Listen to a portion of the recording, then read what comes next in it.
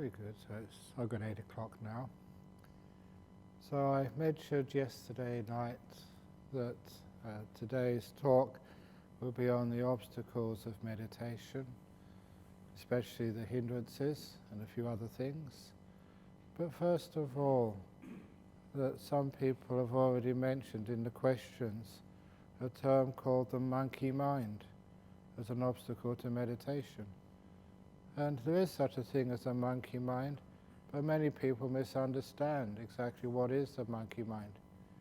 So in my latest book, the Don't Worry, Be Grumpy, Good, Bad, Who Knows, I told the story of the real meaning of the monkey mind. And it goes like this. There was the big festival day of Vesak over in a big temple in Sri Lanka somewhere many years ago. And when there's a big festival day, many people come and they bring lots and lots of food, just like they bring at Bodhinyana over the road. And because as many people came, obviously many birds come to see if they can find something to eat. And also, being Sri Lanka, the monkeys came as well, to see if somebody could drop a banana or they'd drop a mango, and that would be their lunch. There's always lots to eat for the monkeys during festival days. So one monkey had gone to the temple on Vesak Day, not because he was Buddhist, but because he was hungry. And he was waiting for someone to drop something, and the monk was giving the sermon, giving a talk. And he heard the monk talk about monkey mind. And because he was a monkey, he thought, this is interesting, I wonder what the priest is going to say about me. So he went to the window and listened intently to the Dharma talk, and what he heard made him really angry, because the teacher was saying the monkey mind was a bad mind, a terrible mind, the sort of mind which no one should really entertain, and you should strive hard to do something to get rid of the monkey mind. And the monkey was really offended. How can these Buddhists sort of say a monkey mind is bad? Monkey minds are good. I'm a monkey, I've got one, and I'm proud of my monkey mind, said the monkey. And he said, I'm not going to stand for this. And so he was really upset of being defamed, that he went back into the middle of the forest and told all his friends. And all those monkeys, a whole troop of monkeys, they got really upset. What right of these human beings, to think a monkey mind is bad? Monkey minds are okay. That's discrimination. You shouldn't allow these things. That's offensive to monkeyhood. And they were all jumping up and down. And their leader, who was old and wise, said, that is what the monkey mind means. Look at you, all jumping up and down, making a big noise. And all the monkeys thought, oh my goodness, they're right. Human beings are right. Being a monkey, you have to have a monkey mind, and that's a lot of suffering. And so they all got depressed and suicidal. When the leader of the monkeys said, but hey, I have heard, I've been to that temple as well looking for a mango on Vesak Day. I've heard that if you meditate, you can overcome the monkey mind. So all the monkeys, they had hope.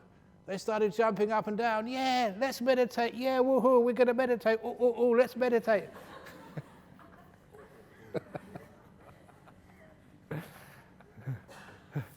And everyone said, but how do we meditate? And they all got very still again and sad. And one of the other monkeys said, look, I've watched them.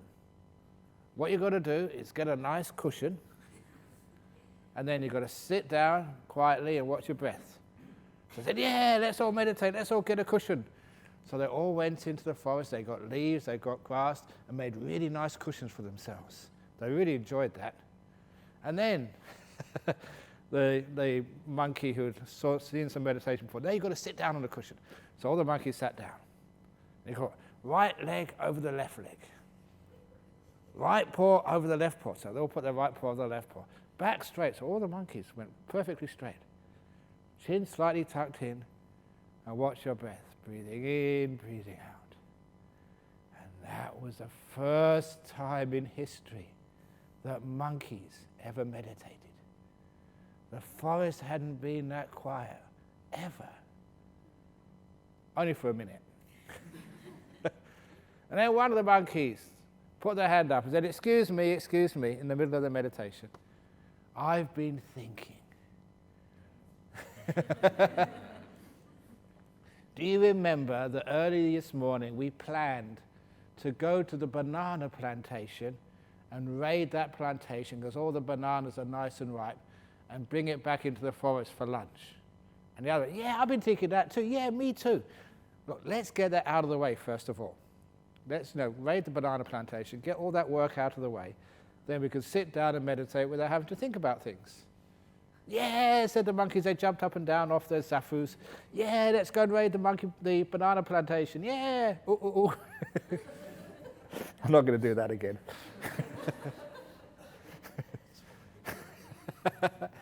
So they all swung off into the banana plantation, and they stole loads and loads of bananas, and they brought them all back into the clearing in the forest where they lived. They didn't eat them yet, because it wasn't lunchtime. They just got that out of the way, get the preparation out of the way, so they could meditate. Then they all sat on their zafus in the middle of the forest, right leg over the left leg, right paw over the left paw, back straight, heads down, close your eyes, breathing in, breathing out. And once again, the forest was silent. Excuse me, said another of the monkeys. I was thinking, before we eat those bananas, they all have to be peeled first of all. So why don't we peel the bananas first of all, get it out of the way so I don't have to think about it? Yeah, I've been thinking the same. Yeah, let's do this, said all the monkeys. So they got off from their zafus and they peeled all the bananas. They never ate any yet. They just peeled them because you've got to get that out of the way first of all so you don't need to think about it. And they piled all the bananas in the middle, all nicely peeled, so they wouldn't have to do anything before lunch. And then they all got back on their cushions. Right leg over the left leg, right paw over the left paw, thumbs touching, head down, close your eyes, meditating, breathing in, breathing out. Breathing in, breathing out. Just watching. Excuse me, said another monkey. And everyone opened their eyes. I've been thinking, said the third monkey, before we eat those bananas, we have to put them in our mouth first of all. Let's get that out of the way. We won't eat them, we just put them in the mouth because it's not lunchtime yet. So yeah, they all said, what a great idea. So they all got up from their cushions and they all got a banana each, put it in their mouths. Of course, there was a couple of monkeys put 2 bananas in their mouth. You know what it's like, go and see the lunchtime on the buffet. You know who those monkeys are. One monkey put 3 in his mouth. But they didn't eat it yet. So with the bananas in the monkeys' mouths, they went back on their cushions, sat down, right leg over the left leg, right paw over the left paw, back straight, chin tucked in, close their eyes. And what do you think happened next? When everyone's eyes were closed, they ate all those bananas.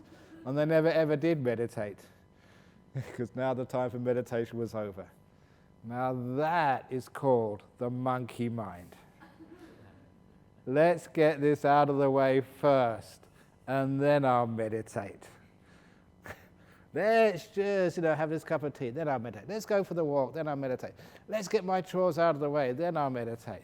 Let's, wait till the kids leave home, then I'll meditate. Let's wait till I retire, then I've got time, then I'll meditate. Let's wait till I die. And that is the problem with people. So with meditation is patience, but it's also the type of patience, and I figured out there's 2 types of patience. It's the second type of patience. The first type of patience is waiting for something to happen. It's waiting in the future. That's also part of getting things out of the way, first of all, then I'll do something. Sometimes we wait in the future, and that's a big obstacle for your meditation, especially those of you who've had some good experiences, and you're waiting for it to happen again. Those of you who've got lots of trust in my teachings, and you say, well, Ajahn Brahm says, if I keep doing this, I get delightful breath, the body will disappear, and I get these lights, I get bliss, and you're waiting for it to happen. If you're waiting in the future, waiting for something to happen, that's not patience at all. That's craving. That's wanting. So please never wait for something to happen. You'll just get frustrated. And people sometimes they complain to me, look, I've been doing everything you said and I haven't got any jhanas yet. I haven't got any lights. I can't even watch my breath. You haven't been doing what I said. You've been wanting something to happen. You don't want anything to happen. That's waiting in the future. Instead, wait in the present moment. Just be here and enjoy and relax in this moment. It's never going to come again. Wait here, not in the future. So the whole idea of wanting something to happen, demanding something to occur, expecting beautiful meditations, that's all called waiting in the future. That is an obstacle to meditation. It's craving, it's wanting. Because when you're waiting for something to happen, you're not really looking here, you're not mindful here. You know, it's like you're at the bus stop. Instead of enjoying the bus stop, you're looking down the road. Where's the bus coming? Is it coming yet? You're not actually in the present moment. I was very happy to see someone sent me some photographs of Montreal. And there's a couple of people from Montreal here. And in the bus stops, in the central part of Montreal, they don't have normal bus shelters or seats where people can sit down to wait for the bus. What the local council in Montreal have done is just absolutely brilliant. They've put swings by the bus stop. So people can sit in the swings and swing backwards and forwards like in the playground while they're waiting for the bus. And what a wonderful thing that is. So you can enjoy yourself before the bus comes. And apparently you see these photographs, business people in a suit, the secretary, all dressed up, swinging backwards and forwards. They enjoy it so much when the bus comes, I'll get the next one, I'm having too much fun. Can you imagine that, just having swings at the bus stop? What a brilliant idea, a bit of fun in life. So we wait in the present moment and enjoy this moment, put fun into this moment. And if you put fun and enjoy this moment, the obstacle of waiting in the future disappears. Why are you waiting in the future? This moment's good enough. But that's one of the problems with people. We always think that happiness will be somewhere in the future. If we do the meditation right, if we listen, if we put forth effort, if we get up early, if we do this and do that, eat the right food, exercise, sleep enough, then it's all going to happen in the future. And that's missing the whole point. One of my favorite stories, number 2, this is story time. This is, some of you have heard this so many times, but what do you expect? You keep coming every year. The story of old monks don't lie. Because there was an old monk, and it's a tradition, being a monk or a nun, that sometimes you go wandering, you leave the monastery and you just wander the roads and forests of places like Sri Lanka or Thailand, in this case India, wandering from place to place, with no home, stay a while, meditate there, except during the rains retreat, the wasa, where you have to have a place to stay because it's too wet and stormy. It's a monsoon season in India. So the Buddha said, during the rains retreat, that's why we call it a rains retreat, you have to stay in one place. So this old monk had been wandering around, and he came to this poor farming cottage for alms round one morning. And the farmer happened to be a really devout Buddhist, and his wife too. So he gave the monk some food, and he said, "Monk, have you got anywhere to stay for the rains yet? The retreat is only a few days away." And the monk said, "Actually, I haven't found a place to stay for the retreat yet." So the farmer got on his knees and said, "Venerable sir, please stay with me. There's a beautiful meadow by the river not far from here. And my wife and I are so happy to look after you and feed you every day. We'll build a nice little hut in the meadow for you and look after you. We'd only ask one thing, that you come every few days, to teach us some Dhamma, to help us with their meditation, and maybe talk to our children." I had 2 small children. Give them some teaching, some stories and stuff, so they get uplifted. And the monk said, certainly I can do that for you. And so they built him a very simple hut. Monks are very easy to look after. When the monks first went overseas from Ajahn Brahm's monastery, they went to England. And when they went there, the committee of the little organization said, can we afford to look after monks? So one of the people there, he was an economist. He actually was in the board of the Bank of England. He's a professor at Reading University, Colin Ash. So he was an economist, so he decided to work out how much it costs to look after a monk. So they know what they're up for. If you commit to looking after a monk or a nun, it's going to cost you an arm and a leg, you can't afford it. So he had to be responsible. So he did some calculations and he worked out a very interesting finding. He worked out it's cheaper to look after, say, a nun or a monk than to look after a dog. So the conclusion, because dogs, they have to take them to the vet, feed them, gives them a little hut. There's lots of similarities there, because little dogs live in huts, and so do the monks and nuns.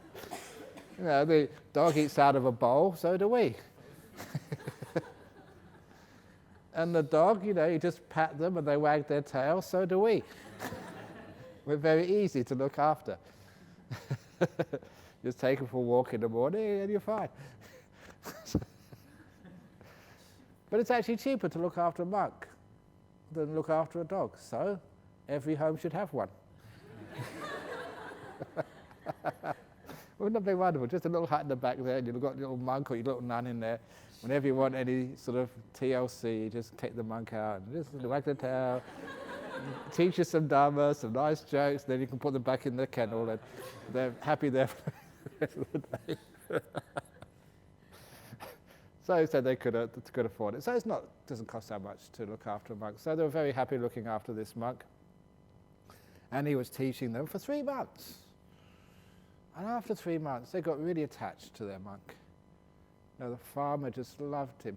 Not just the wisdom, but where it came from. He's just so kind and generous. And he just brought so much happiness into their lives those 3 months. And even the children, they got to love him. He was like a grandfather to them. This beautiful, wise, kind person. They could play tricks on him and he would just laugh. They would tell him jokes, he would tell them jokes back. Just all I tend doing with the kids in Nolamara. And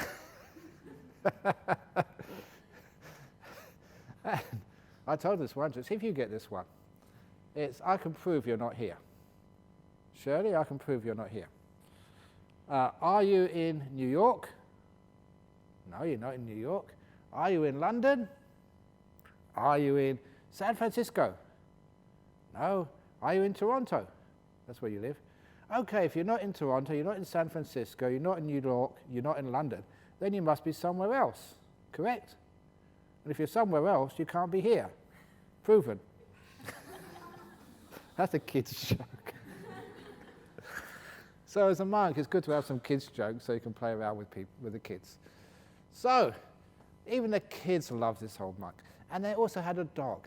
And even the dog liked the old monk. It's just his character and his kindness and softness. Even the dog always wagged its tail when the monk came by.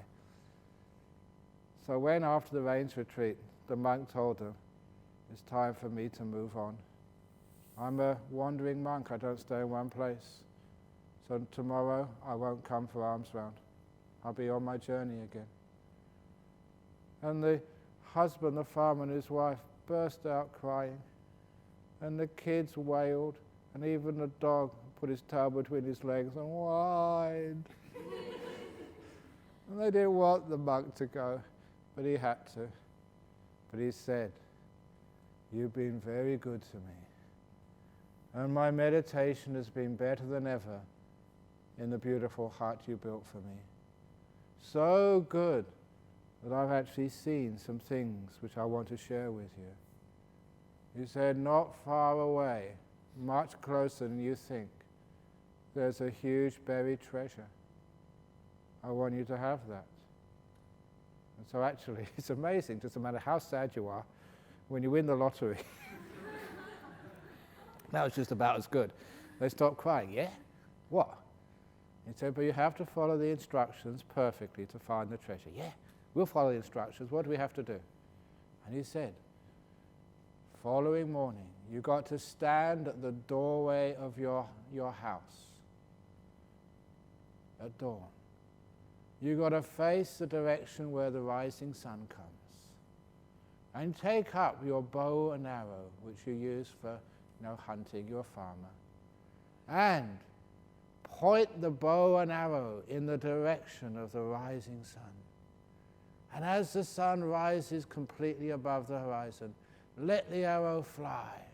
And where the arrow falls, there you will find the treasure. He said, I guarantee that because I'm an old monk, and old monks don't lie. So they were sad he was going to go the following day. They were also excited because being a poor farmer is a very hard life. And they realized the next day they would be rich, comfortable, and they could relax in life.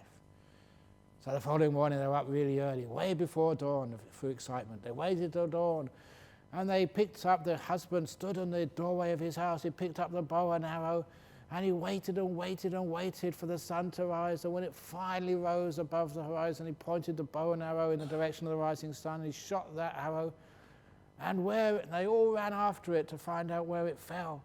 The kids and the dog, the wife, had to carry the spade, because this was India a long time ago. The husbands give all the orders and the wives have to do all the work. But there's karma involved if you act like that. So, where the arrow fell, the husband ordered his wife to dig a hole. And she dug, and she dug, and she dug, and what did she find? You've heard this before. Nothing. Only trouble. Because I know you've heard this before, but I love telling the story. And it fell in a land belonging to this rich merchant. And the rich merchant caught them and said, you can't dig in other people's land. That's against the law, and I've got a good lawyer. I'm going to take you to court and sue you for all your worth. I'm going to take your farm and everything. You've destroyed my land. And the wife said, not my fault. My husband told me to do it. And the husband, not my fault. This old monk, he said, we find a treasure here. And at that, the merchant said, old monk? I'm a Buddhist too. And old monks don't lie. There's no treasure here. What did he tell you? And when the husband told the instructions, the merchant said, I know where you went wrong. Look at you. You're a weak farmer. You don't eat properly. You've got no muscles on you. You can't shoot a bow and arrow. I'll tell you what, said the merchant. I will shoot that bow and arrow tomorrow morning and do the deal. We'll split the proceeds 50-50. I'm a merchant. And that's all I can do for you. Or go to court. And so the farmer said, okay, deal. So the following morning, the merchant was there at the threshold of the house with the bow and arrow. And he knew he'd find something because old monks don't lie. He had total faith in this old monk. And as the sun rose, the merchant stood standing in the doorway of the house, pointed the bow and arrow in the direction of the rising sun. When the sun came totally above the horizon, he shot the arrow. It went much further because it was much stronger. He ate better. And where it fell, he ran after it, the farmer ran after it, the wife ran after it, even the kids went, and of course the dog went too. And where the arrow fell, guess who had to dig the hole? The husband. That's the karma. If you get your wife to do dirty work, next day you'll have to do the dirty work. It's fair, it's karma. So he had to dig this big hole. He dug and dug and dug, sweating all over. And what did he find? Nothing, only more trouble. Because this time, the arrow fell in a field belonging to the general in the army. And he came along with his soldiers, saw them, and he said, you can't destroy my field, and told his soldiers, cut the head off. And the farmer said, it wasn't me, and it was the rich man, he told me to do this. Cut his head off as well, said the general. No, it's not me, it's this old monk. He said we find a treasure here. And at that the general said, put your swords away. I'm a Buddhist too, sort of. You know, even the generals, they still want their weapons blessed and all sorts of ridiculous stuff done. So, I'm a Buddhist too, so what did the old monk say? Because old monks don't lie. And when he heard the instruction, he said, look, it's obvious where you've both made mistakes. You're lay people. You don't know how to shoot a bow and arrow. You've got to be in the military to know bows and arrows. Look, he said, the deal is, tomorrow I will shoot that bow and arrow. I'm trained in archery. I'm a military, I'm a general. And we'll split the proceeds 3 ways. I know we'll find it because old monks don't lie. So the following morning, the general was there, together with the rich man, the farmer, the wife, the 2 kids, and the dog. And as dawn came up, the general picked up the bow and arrow, stood at the doorway of the house, and as the sun got above the horizon, he shot the arrow, and that went a huge distance. He was a soldier, he was trained. And they all ran after it. The rich man, he was puffing away because he was fat. The farmer, the wife, the kids, and the dog was enjoying himself, going for nice runs every morning. And where the arrow fell this time, the rich man had to dig the hole. And he dug, and he dug, and he dug, and what did he find? Nothing. Only much more trouble. Because this time the arrow fell in the garden belonging to the king. Well, that was big trouble. Because the king had them all arrested, including the general. And he brought them into the court and said, destroying the king's property is a capital offense. I will have to execute every one of you, including the dog. Oh, poor dog. And the dog whined, and the whine meant it's not my fault. And the general said, look, it's not my fault. This rich man got me into this trouble. The rich man said, it's not my fault. It's this farmer was saying all sorts of lies. And the farmer said, it wasn't lies. I got this from this old monk. He said, we'll find a treasure. And at that, the king said, did you say old monk? Yeah, the old monk. I'm a Buddhist too, said the king. So, what did the old monk say? And the king couldn't work out where they made any mistake. But no, he said, this is really strange. I want to get to the bottom of this. So the king said, I'm going to put you all in jail for the time being, including the general, and a special little jail for the dog. I'll look after you until I find that monk and find out what's going on.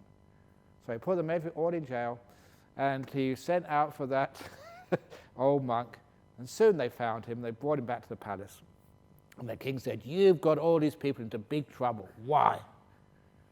The old monk said, because they didn't follow my instructions, Your Majesty. I don't lie, I'm an old monk. Old monks don't lie. They never follow my... Where did they go wrong? Said the king.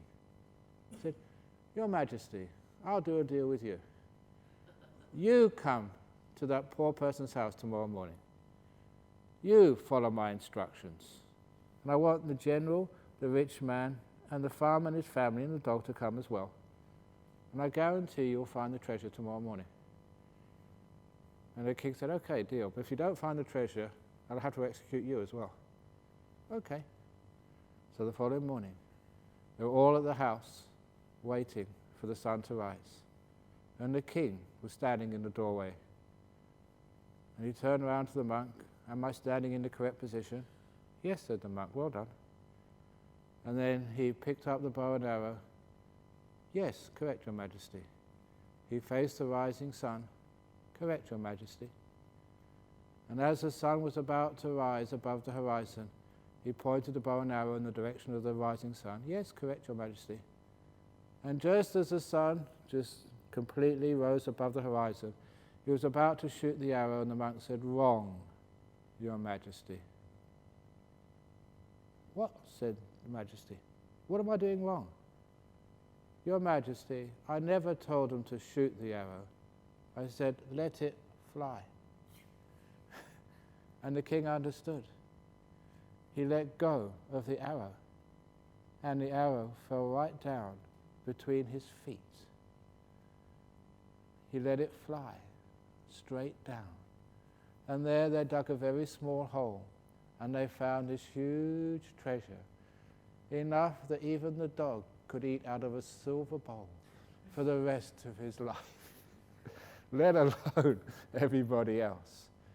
And the moral of that story is, if you want to find the treasure of peace, bliss, of meditation, nimittas, jhanas, enlightenment, if you want to find that treasure, which I promised you, let go of the arrow of wanting. Stop shooting it over there, over there. Now I'm going to meditate. That's shooting it into the future. Let it go. And where it falls, which is right where you're sitting, right in this moment, there you'll find a treasure enough to satisfy you for the rest of your life. And that is true, because I am an old monk now. And old monks don't lie. I love telling that story because the punchline is brilliant. Can you understand your problems in meditation now? Shooting arrow over here, the arrow over there, and you think you can shoot the arrow, get stronger, get wiser, train yourself to meditate.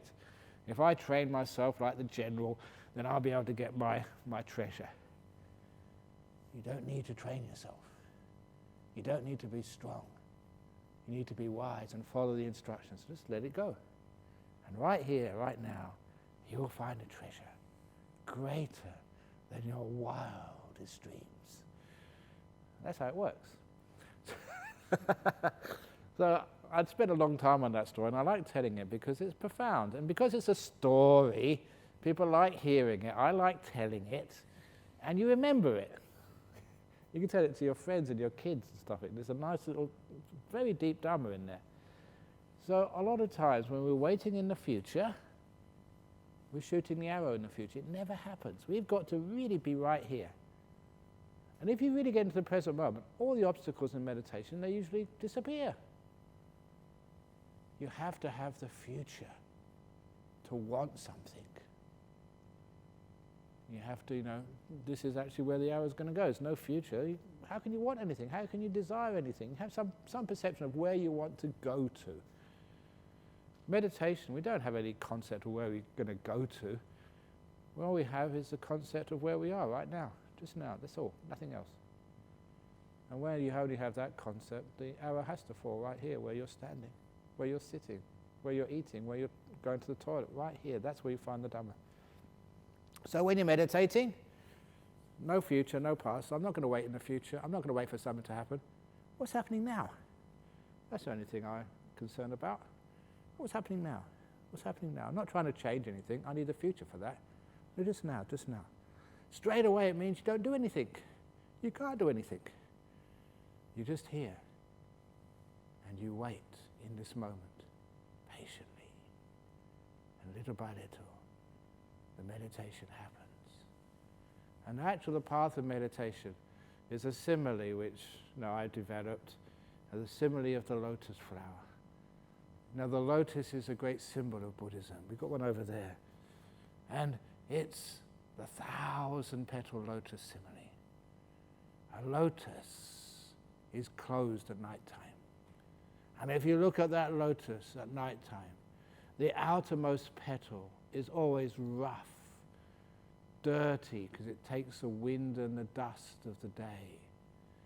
And it has no fragrance to it. It's got no color to it at all. It's rough, serrated. But when the light of sun rises in the morning, when those first rays of the sun hit the outer petal of the lotus, it warms it up. The warmth and the light from the sun opens up that outermost petal. And inside is the first real layers of petals of that lotus. White and with a bit of gold, you start to have some fragrance. It's beautiful inside. And because the outermost petal is opened, that allows the light and the warmth of the sun to hit the next layer of petals. So they open up. And the second layer of petals inside is even more beautiful and more fragrant and more thin. And that receives the light and the warmth of the sun. That opens up. And the next layer opens up. And the next layer opens up, and the deeper you go into the lotus, the more beautiful are those petals. the more their perfume is just so delightful. And the thinner and more subtle are those petals. And that is a simile of meditation. The warmth and light of the sun stands for kindness. That's the warmth. And the light, the mindfulness. The mindfulness and kindness, being aware and caring. Not going anywhere. Staying in this moment, just being aware and being kind. And your mind is a lotus. It opens out. On the outside, the outermost layer of petals is all rough and dirty, and because it has to withstand all of the stress and the turmoil and struggles of your life. But inside, you get into the beautiful petals. I like telling this simile in prisons, because those guys I see in prison, the rapists, the murderers, the thieves, they're so rough on the outside. But I know they're lotuses. You open them up, and they've got some beautiful fragrant petals inside. And these are supposed to be rejects of society. No, it's just on the outside. You open them up, and it's gorgeous what's inside. Same with you. You think you're hopeless. Just stay in this moment. Stop wanting things. Stop shooting the arrow of craving here all over the place. And allow the warmth and the light of mindfulness to open you up. And it does open. Ooh. The body is relaxed. It opens up. And you go to the world of your mind. Yeah, it's got past and future, all these thoughts. Don't fight the thoughts. All these things you think are obstacles to meditation, they're important for you. It's the attitude is the obstacle, not what you're aware of. So don't try and get rid of things. Don't try and want things. Just allow awareness and kindness to stay with what you have now. And that will open your mind to the next level. It just happens. So you're sitting there just watching your stupid old mind. And the thoughts of the past and the thoughts of the future, they vanish. You don't try and get rid of them. You're aware and kind, that's all. In awareness and kindness, you relax, you rest, and you come right into this moment. And that's a very beautiful layer of petals. And so, what am I supposed to be aware of in this moment? It doesn't matter what you're aware of, as long as it's in this moment. Right now, it might be the sound of somebody snoring. It may be the sound of somebody farting. And I always will say to people that if you do have problems with your digestion, you pass a lot of wind, please, out of kindness for everybody else, sit at the back. So there's no one behind you. So all those problems with people with wind problems, you must sit at the back. And so now, now, all the people sitting in the back. Why this?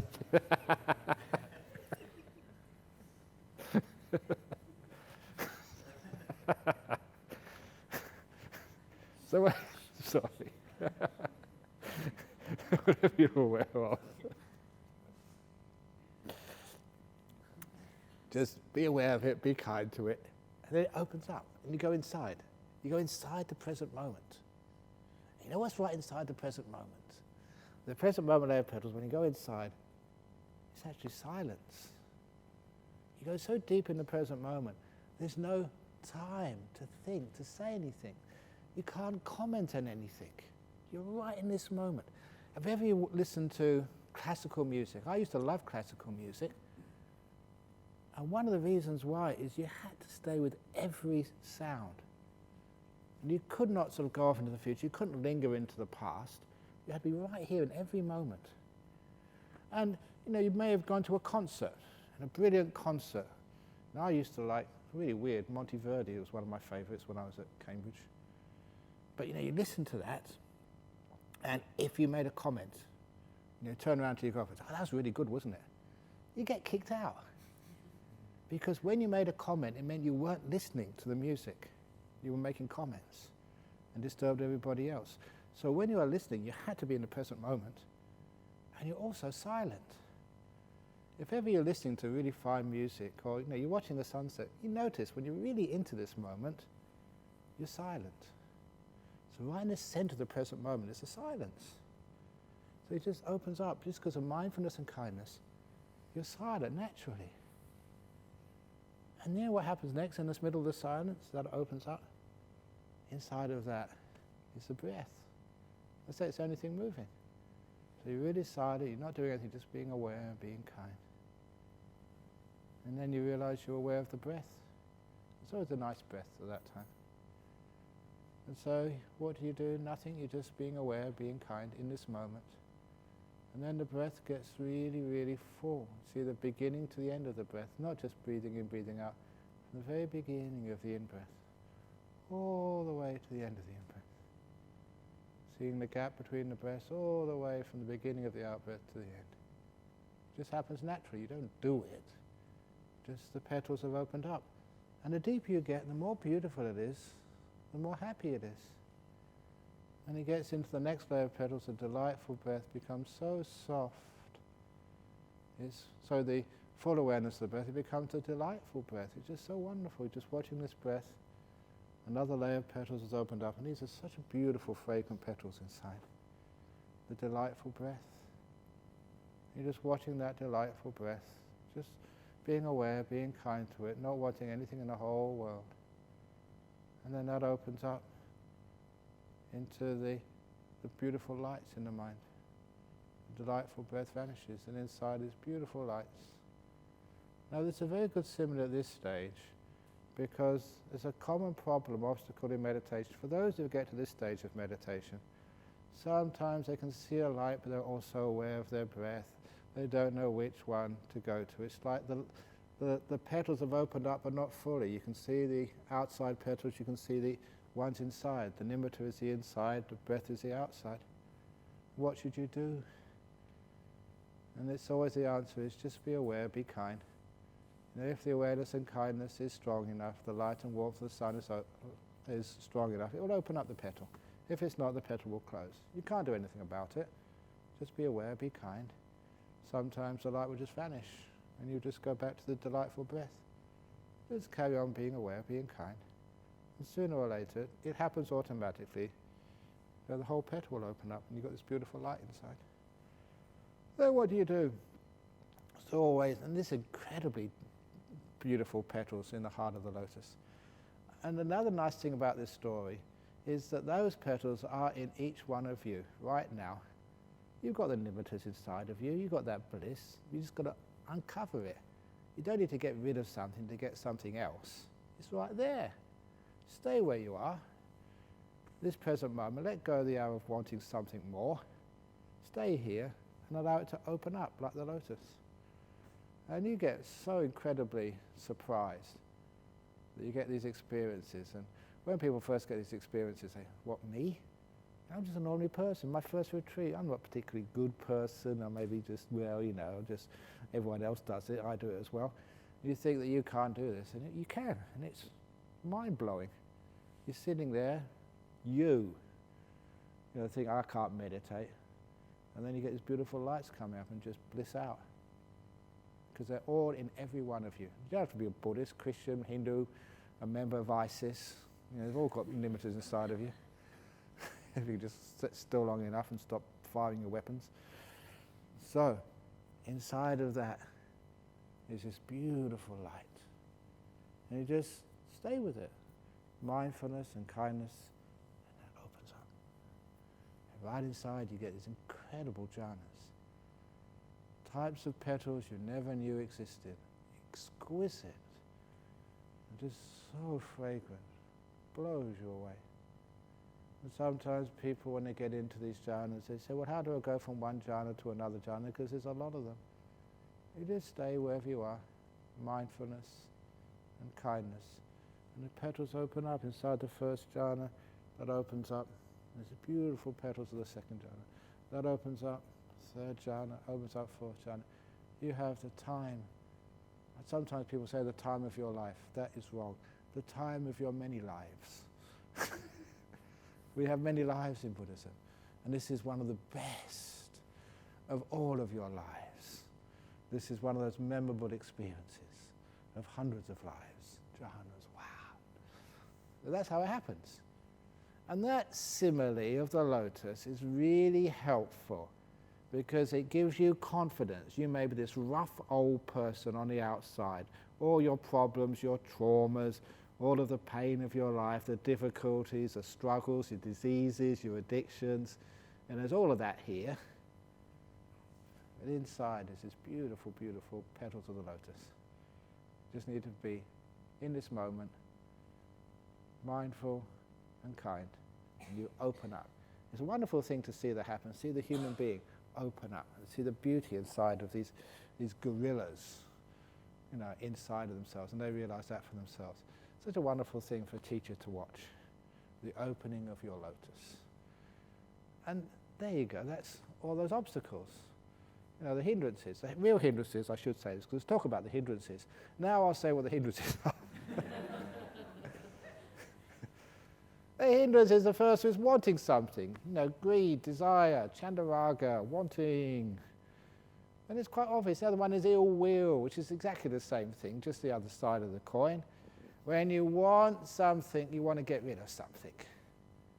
So I want to get rid of my sloth and torpor. I want to be awake. I don't want to be dull and bored. I want to have that bliss, which Ajahn Brahm said. So when you want something, it means you don't want the thing you've got now. You want something else in the future. There's always ill will and craving. It's always what just keeps moving the mind, stops it being still. It gives it more business to do. So what are you getting ill will for? Getting angry, complaining.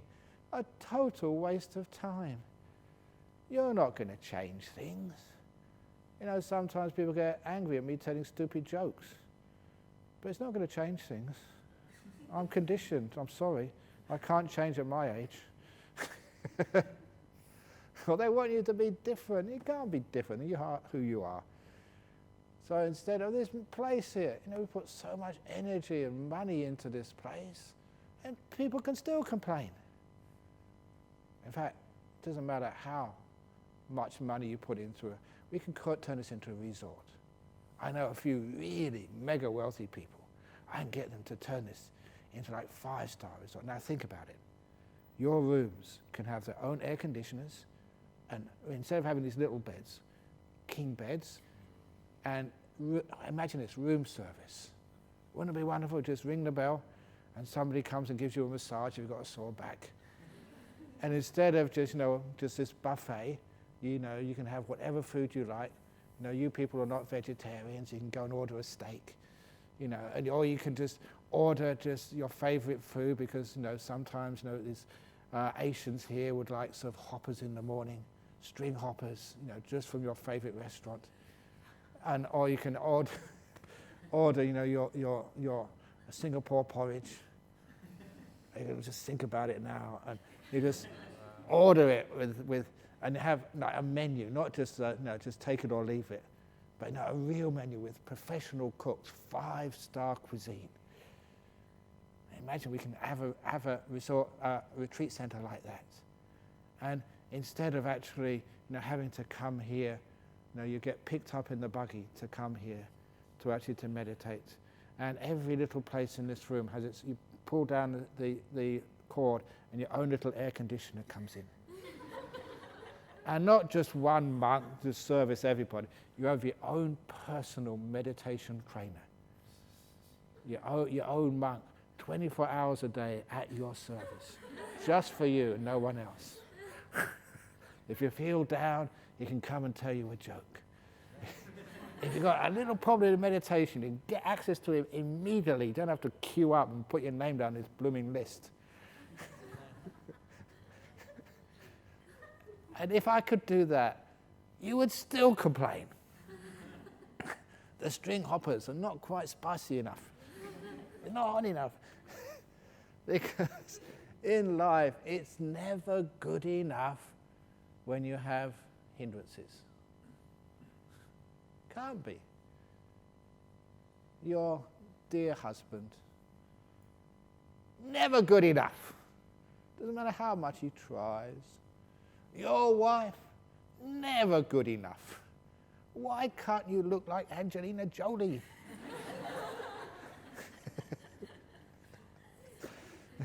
because you don't look like Brad Pitt.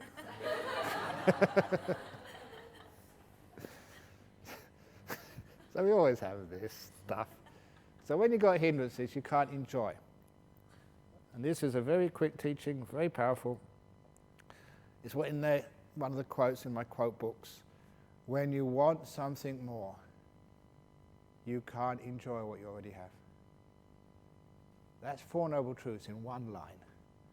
When you want something more, you can't enjoy what you already have. And people have worked so hard all their lives, they've got so much, and they can't enjoy it because they're busy working to get something more. Such a shame. And how much do you need? Yeah, you can actually keep working, but at least spend a day just enjoying what you have. You worked so hard for this. You've got a house, enjoy it. Stop making it better or cleaner or putting on additions. I want to go up in the market. I'm going to sell my small house, get a bigger one. Sell the bigger one and get an enormous one. Sell an enormous one and get a gigantic one. It was crazy. So what more do you want? Yeah, you can actually do that, but at least spend a day of the week, or at least an hour, at least 5 minutes of your life enjoying what you've already got. This is good enough. And that is when you want something more, you can't enjoy what you already have. When you're happy with what you've got, you have incredible happiness. You're at peace. So that's why the first two hindrances, wanting and not wanting, that stops you being happy. Stops you being peaceful. I'm not saying you should do that all of the time, but when you're meditating, no wanting. After you finish meditating, then have your desires. For example, if you need to go to the toilet, don't let go here. Want to go over there. So when you meditate, just totally sort of no wanting, I'm just happy to be here. With whatever type of mind you've got. You're tired, you're restless, you're crazy, you're dull, you're frustrated, you're bored, you're running up the wall. Great. I don't want anything more in the whole world except just to be me. With my stupid, dull, tired mind. You try that. The hindrances go. And your lotus, boom, boom, boom, starts to open up really quickly. And you don't realize, wow, this was a stupid, dull, boring old me a few minutes ago, and now I've got these incredible limiters. What's going on? When you don't want anything, all these things, they just happen. It's contentment. Content upon content upon content, and you go really deeply in. And that's the first two hindrances. The third and fourth hindrance is dullness or restlessness. Now the trouble with dullness and restlessness, I had dullness big time when I was in Thailand, and I would fight it. I thought that effort was going to get me through this. Sometimes it did. Sometimes all my sleepiness vanished, and I couldn't stop thinking. Think. Okay, come on, calm down the thoughts. Settle down, let go. And the mind stopped thinking, and I fell asleep again.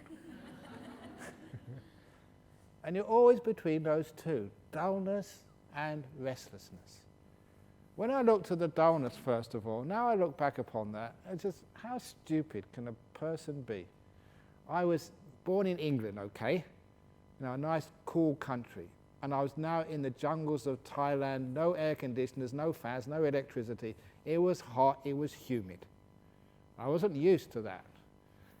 The one day we went off to Bangkok and I was doing some visas and I stayed in one of the temples there. They had an air-conditioned room. We got up at 3 o'clock in the morning because no one was using it at that time to meditate. No dullness at all because the climate was nice and cool. And these things started to make me think. Number two, in Thailand, I say we got up at 3 o'clock in the morning. Getting up at 3 o'clock in Thailand was optional. You could always get up earlier, but no later. And you used to go to bed 10:30. You only get about, I was told only to have 4 hours sleep at night. But I cheated, I had 4.5 usually. And I couldn't get less than 4.5. So, and you meditated in the morning, I was sleep deprived. And number three, I told you the food you used to eat, frog and rice. And it was just, I was malnourished. malnourished, sleep deprived, in a climate I wasn't used to. And I say, with respect to the Buddha, even the Buddha, if he was born in England with that, he'd have got tired too and got sleepy. It was just total physical stuff. And after I realised that, I said, no, have an aircon in this room. Have comfortable places where you can sleep. Good food, because that's important to overcome dullness. Simple thing like sleeping enough, resting. Because a lot of your dullness is nothing to do with you. It's not because you're lazy. People in the West are so highly motivated, and each one of you is so highly motivated. You get on this retreat, you know how hard it is to get on these retreats. The last one just booked out in 7 minutes. You have to be motivated. So you've got enough motivation, but if you're dull, it's just because you're tired. So take a rest, eat well, have cups of coffee, whatever you want, because then you get the physical thing gone. And the other reason is that, because we may not be physically tired, we're mentally tired. You've been working your brain so hard. So you've got to give it time to relax and recuperate, which is doing nothing. It's hard for me to teach you to do nothing, but at least you'll be doing much less in the last few days. So your brain actually starts to wake up and the sleepiness starts to go. But if you fight the sleepiness through willpower, you're just encouraging more doing. So when the dullness goes, restless, you slow down that type of doing and just go to sleep again. You find the middle way between sleepiness and dullness just by relaxing. And then your mind is just perfectly poised. And the next thing to overcome the sloth and torpor and the restlessness is developing the perception of happiness, joy. Be grateful for this place. Beautiful food, nice rooms, great sort of people looking after you, nice nature, great teachings, brilliant jokes. Well, maybe we won't say anything about the jokes. But at least, be grateful for what you have. And then you're happy. We've got something in Buddhism, I saw this, the fault-finding mind. I won't go on to too long because I'm way over time already. 2 bad bricks in the wall simile, you all know that story. First wall, I saw 2 bad bricks and I wanted to destroy the wall. All I could see is faults. I couldn't appreciate that wall. Until somebody said there was 998 good bricks there, and when I could see that, it was a nice wall. It showed me how to find happiness. Because a lot of times, we always see the faults in you. I'm a terrible person. I'm hopeless. I'm supposed to be a monk 40 years and this is all I can do, tell the same old stories and jokes every time. I'm hopeless, I might as well kill myself. I might as well go off and get a proper job. It's so easy to get into that negativity because you just see your faults. So don't see the faults. See all the incredible stuff you've done. This beautiful place we built here, the lovely community, all amazing. Just you are just an incredibly wonderful person if you see the whole picture. If you just focus on 1 or 2 bad faults in life, tragedies like someone's death, if that's all you focus on, you don't see the big picture, you get depressed. So 2 bad bricks on the wall sees the happiness in life. Sees the beauty and all the incredible, wonderful qualities in you. You're a human being. This is actually a high realm in Buddhism, the human realm.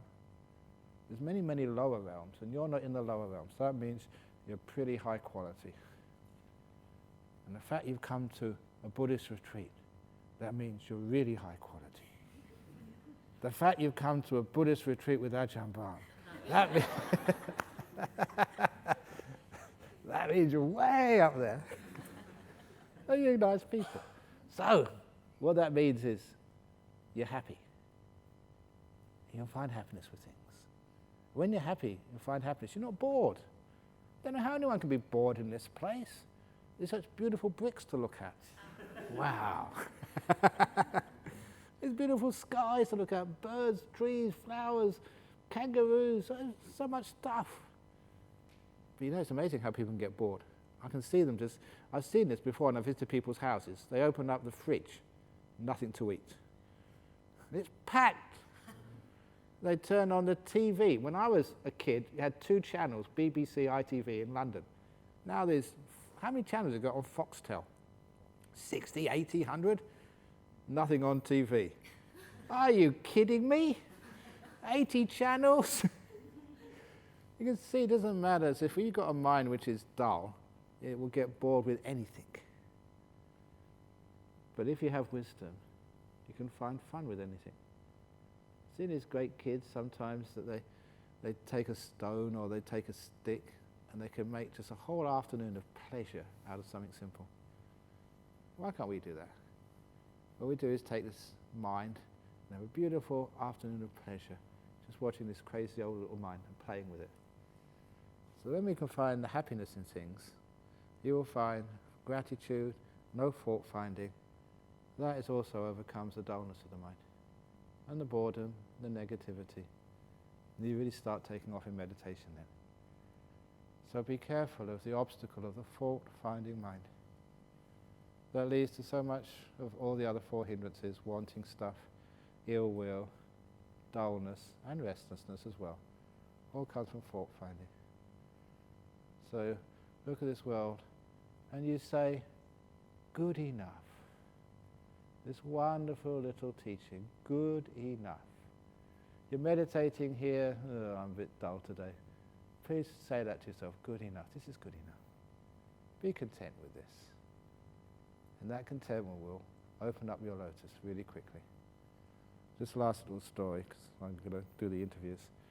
One of our members, she was visited England recently, the West Country, and now she's getting really old now. So she was visiting some of her husband's old friends. They used to be working in Malaysia, with the before independence, and so these old colonials. And this friend was in hospital, last parts of his life. Cancer, incontinent, both ends. Had to get the nurses to wipe his bum after he went to the toilets. And there was no quality of life. He thought he got really depressed. And when I went to visit, he said, I just want to kill myself. You can imagine how that is, when a person is in that age and everything is falling apart. And because this was one of my disciples, she said to him, come on, this is a beautiful place you're staying in. People are so kind here. You get nice food, you get a warm bed, and you're clean all the time. For this age, it's good enough. She kept on saying to him, good enough. Good enough. And he got it. He said, hey, yeah, you're right, actually, it is good enough. And so, he was peaceful. And he died 2 days later, naturally. And she was so happy that, in his last 2 days of his life, he understood good enough. It's a beautiful story. And even if he was old, dying, incontinent, cancer, so-called no quality of life, we would say, but it was good enough. People being kind to him, good food, a nice, clean, warm place, good enough. But when you want something more, you can't enjoy what you already have. And you die sad, depressed, angry. So this is good enough. It's brilliant teaching. So when you're meditating here, this is good enough. Sitting here, I'm really stupid, I'm hopeless, no way I will ever get enlightened. No, this is good enough though. And then enlightenment comes to you like a train. That's what happens. Okay, so that's the obstacles to meditation, how easy it is once you understand them to overcome them. So I expect you all to be enlightened by lunchtime because of these amazing teachings. But actually, no expectations. I don't really need you to be enlightened because you are all good enough. Sadhu. Sadhu.